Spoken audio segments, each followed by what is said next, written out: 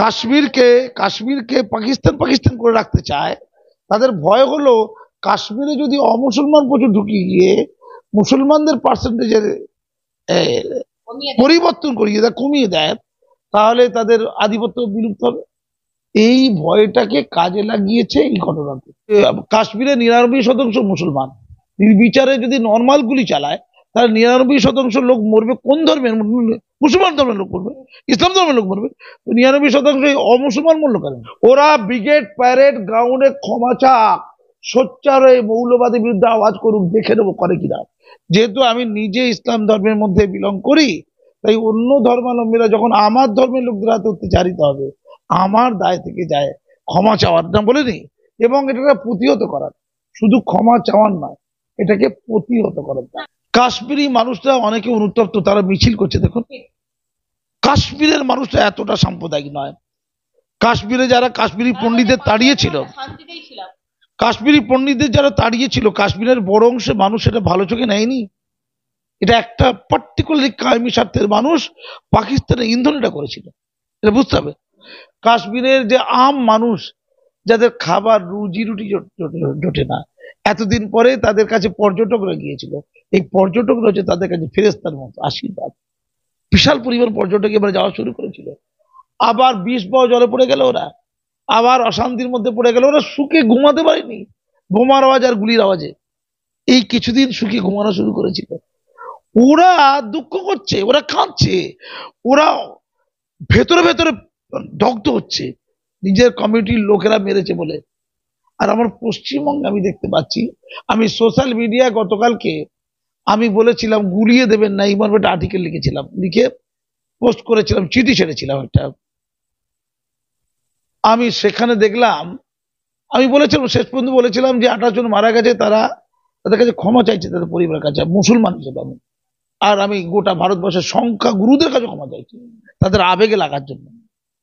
আমি দেখছি মুসলমানদের শিক্ষিত লোক, ডাক্তার, ইঞ্জিনিয়ার, অধ্যাপক, মাস্টার মশাই সবাই গাল দিচ্ছে আমাকে। কি খারাপ কথা, ক্ষমা চাইছেন কেন আপনি? কি আছে জাতির ভাই, এরা কারা? আমি পশ্চিমবঙ্গের গোয়েন্দা বিভাগকে বলছি, মোবাইলটা আমি দেখাচ্ছি, দেখুন তো এই লোকগুলো কারা। আমি তো এবিপির কমেন্টে দেখলাম সব হাসি রিয়াক্ট দিচ্ছে, হা হা হি হি দিচ্ছে, মানে আমি সব সব সংখ্যালঘু, সব মুসলিম।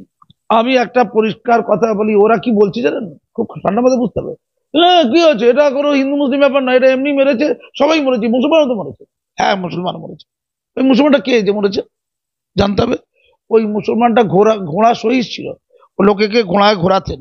তো যখন ওদেরকে নির্বিচারে মারছে, তখন উনি হয়তো প্রতিবাদ করেছিলেন।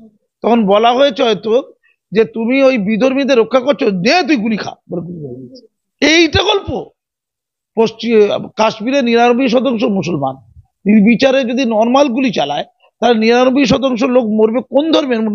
মুসলমান ধর্মের লোক মরবে, ইসলাম ধর্মের লোক মরবে। 99% অমুসলমান মরল কেন?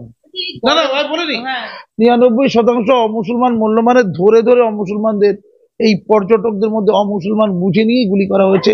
এবং এবং ওই বিতানের স্ত্রী বলছে যে মারা গেছে, এই আমাদের সামনে, আমাদের বাড়ির কাছেই পাটুলিতে। বিতানের স্ত্রী বলছে, বলা হয়েছে আমাদের সিঁদুর দেখা হয়েছে, যে সিঁদুরে মানে স্বামী হিন্দু হবে, এবং হিন্দুদের কলমা পড়তে বলা হয়েছে। এই কলমা পড়ে দেখাতো।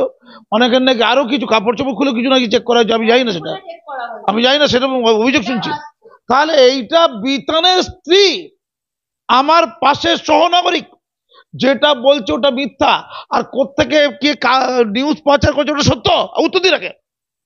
এই বাংলার মুসলমান জনগণ বলছি, যারা 26শে এপ্রিল এই আবার ওয়াকাবের জন্য মহাসম্মেলন করে বলছে, এই কলকাতাতে এই ব্রিগেড প্রাইড যে উদ্যোক্তা, সে ব্রিগেড উচ্চারণ করতে পারে, সে ব্রিগেড, তার অর্থ কি? ব্রিগেড।